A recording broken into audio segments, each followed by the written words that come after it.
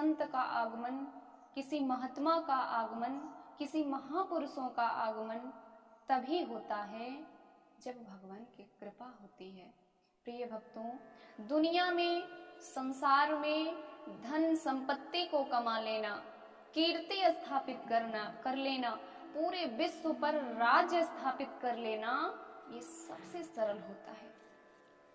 मैंने जो जीवन में अनुभव किया उस विषय पे मैं आपको बताना चाहूंगी। जीवन में व्यक्ति का परम लक्ष्य ये होना चाहिए कि मेरा जीवन किस कार्य से सार्थक होगा। प्रिय भक्तों, भगवान ने जब संसार में इंसान को भेजा है, एक इंसान बना करके, मनुष्य बना करके, तो एक विशेष परम लक्ष्य रहा होगा मेरे भगवान का कि शायद मेरा भक्त, ये इंसान, ये जीव संसार में जा करके कुछ खास करेगा। लेकिन प्रिय भक्तों, हम लोग जब संसार में आते हैं तो भूल जाते हैं अपने अस्तित्व को, भूल जाते हैं अपने जीवन को। आइए, आज आने वाले दिनों में हम लोग 14 नवंबर को दिन शनिवार को भव्य रूप से पूरे देश में दीपावली मनाई जाएगी। प्रिय भक्तों, हर घर में खूब सुंदर साज सज्जा, खूब सुंदर व्यवस्था होगी, सफाई होगी, हर कार्य जो होगा वो मेरा नया होगा। लेकिन प्रिय भक्तों, इतना ही मत सोचना कि मैं दीप प्रज्वलित करके मैं दीपावली मना लूंगा। इतना भी मत सोचना कि घर की सफाई, अच्छे कपड़ों, अच्छी मिठाइयों से हम लोग दीपावली मनाएंगे। विश्वास कीजिए सज्जनों, हम लोग जानते हैं, हमारी संस्कृति में, हमारे धर्म ग्रंथों में ये देखा गया है कि भगवान राम 14 वर्ष की अवधि पूर्ण करने के बाद जब अयोध्या में आते हैं तो अयोध्या की धरती पर अयोध्या के सारे लोग मिलकर के भगवान का स्वागत करते हैं प्रिय भक्तों, और उन्हीं की खुशी में दीप प्रज्वलित करते हैं, अपने जीवन को धन्य मानते हैं। प्रिय भक्तों, इसका कई रूपों से नजरिया देखा गया।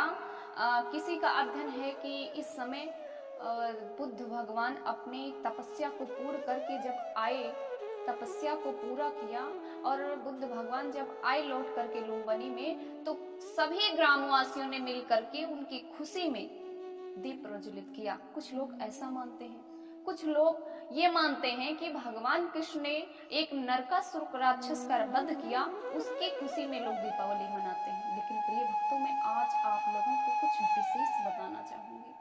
वो विशेष क्या होना चाहिए? हम लोग दीपावली मनाते तो हैं, लेकिन इसके पीछे का कारण अगर जानेंगे तो विश्वास कीजिए, ये जीवन, यही जीवन नहीं, आने वाला हर जीवन आपका धन्य हो जाएगा। अच्छे कपड़े हर व्यक्ति पहन लेता है, दीप प्रज्वलन हर व्यक्ति कर लेगा, नहीं पढ़ा लिखा होगा वो भी दीप प्रज्वलित कर सकता है। लेकिन प्रिय भक्तों, एक विशेष कारण मेरे जीवन में भगवान के लिए रहा होगा।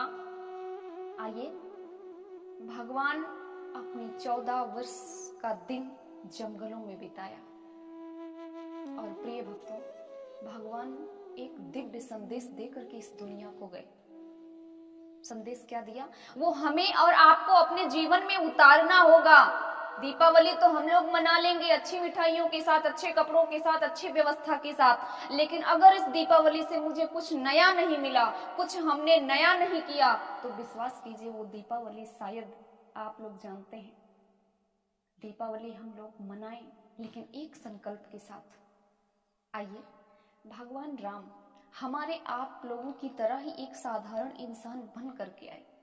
एक माँ के गर्भ से जन्म लिया, छोटे से बच्चे का भी जीवन व्यतीत किया, आगे का जीवन व्यतीत किया, एक राजा के घर में राम जी ने जन्म लिया।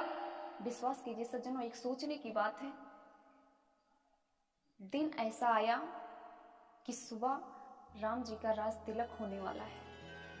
प्रिय भक्तों, राम जी ने जैसे ही ये सुना तो अपने चेहरे पर वो खुशी भी नहीं लहराई, नहीं जाहिर किया कि मैं राजा बनने जा रहा हूं। लेकिन प्रिय भक्तों, किस्मत कब पलट दे, कब उलट फेर जीवन में हो जाए, ये कोई नहीं जानता। पता तो चल गया कि सुबह राम जी का राज तिलक होगा, लेकिन प्रिय भक्तों, विधाता को मंजूर कुछ और था। क्योंकि विधाता को मंजूर ये था कि मैं जो चाहूंगा वो किसी के जीवन में होगा। हम लोग चाहते हैं मेरे जीवन में वो होगा जो मैं चाहूंगा। आइए यहाँ समझने की दो बात है।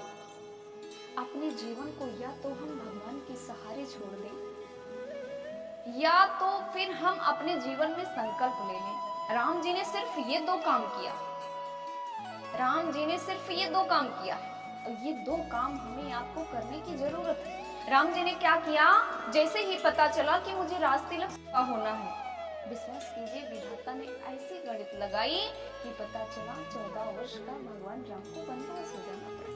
विश्वास कीजिए जैसे ही मेरे राम जी को पता चला कि मुझे सुबह 14 वर्ष का वनवास जाना है, फिर भी मेरे भगवान के चेहरे पर कभी मलिनता नहीं आई, कभी चेहरे को उदास नहीं किया, कभी अपने जीवन में कष्ट भी जाहिर नहीं किया कि मैं इतना बड़ा राजा बनने जा रहा हूँ और कल मेरा वनवास हो जाएगा। सहर्ष स्वीकार कर लिया कि हे मेरे प्रभु, मेरे जीवन का फैसला आपका फैसला होगा और संकल्प कर दिया, हे दुनिया वालों, आज मैं वनवास की यात्रा पे जा रहा हूँ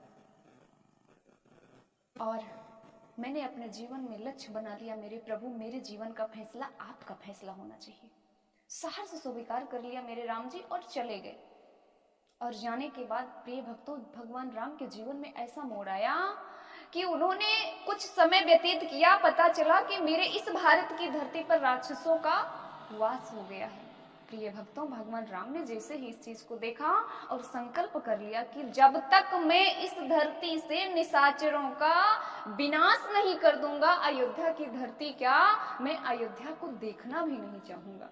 और प्रिय भक्तों, भगवान राम के इस जीवन का ये फैसला ऐसा हुआ कि आज दुनिया ने भगवान राम को राजा बनाना चाहा, लेकिन वही राम जी अपनी सारी संपत्ति को त्याग करके, सारी सुख सुविधा को त्याग करके, ऐश्वर्य को त्याग करके, अपनी राजा की राजगद्दी को त्याग करके राम जी छोड़ करके वनवास को चले गए।